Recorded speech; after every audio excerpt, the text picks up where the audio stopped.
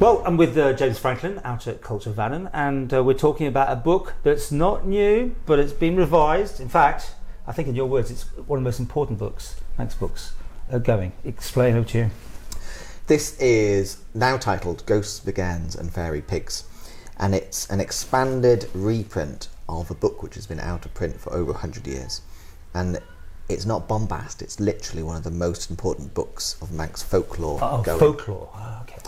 It's Carl Roder's Manx Notes and Queries, and in it are hundreds and literally hundreds of stories about things like ghosts, Bugganes and fairy pigs.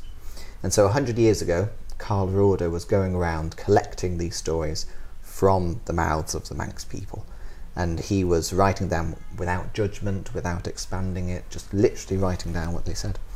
And so in here are lots of wonderful stories which are very Manx, about the little fellas, about Bugganes, about the Fnordery, things like this, but also lots of stories which are about ghosts, particular Manx ghosts. There are lots of stories which make no sense. There's a stack of fire which comes in from Port St Mary and goes up the hill. And then there's another story of two white snakes slithering up the road at the How. So he just listened to people and wrote all this down, yeah, and regurgitated it into the original book. But I mean, and because they're so weird in places, yeah, you know that he's telling the truth. Yeah. That these are not made up stories; these are the real thing. But there's an unidentified flying object story, a UFO story. Yeah, it would be hard to identify this one story as anything else but a UFO.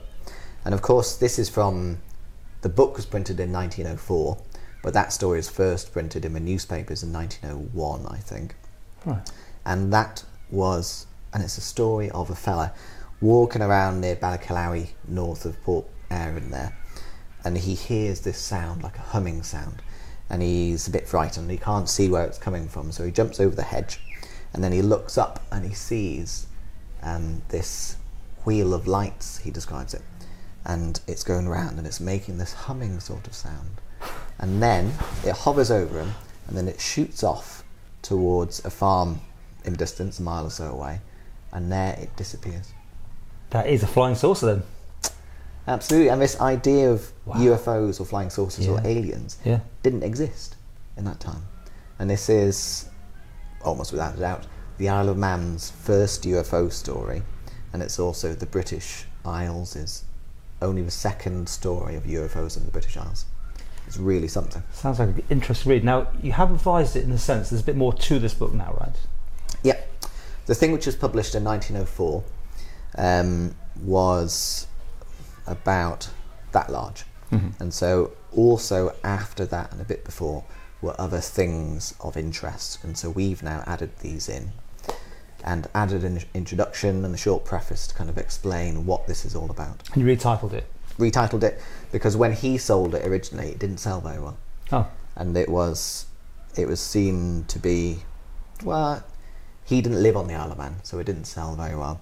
And then he was in conversation of Sophia Morrison, and this was the inspiration for her Manx fairy tales, which sold very, very well and is still available in shops. And these together would be a very good picture of Manx folklore. And as we started, you were saying this is a very important book because it's got so much documentation from, well over a century ago now, isn't it? So yeah, all that written down, otherwise it could have been lost. Absolutely. In time. And so much of it is specific to areas. And so if you happen to be living in such and such a farm, or you go through such and such a road. So they really detail like that, is it? Yeah. And it's really quite amazing. And I should say that this was edited and put together by Stephen Miller, who's, I would say, the expert on this area of Manx cultural history. Mm-hmm. And so we're very much indebted for him to putting it together, and we've released it. And I think we're giving the Manx people and the Isle of Man back these stories which mean so much to us culturally as an island, and I've no doubt that anyone who reads this will really enjoy it. Sold it very well for me. Usual outlets? All the usual outlets, all the good Manx bookshops, including here at Culture Vannin ourselves in St John's.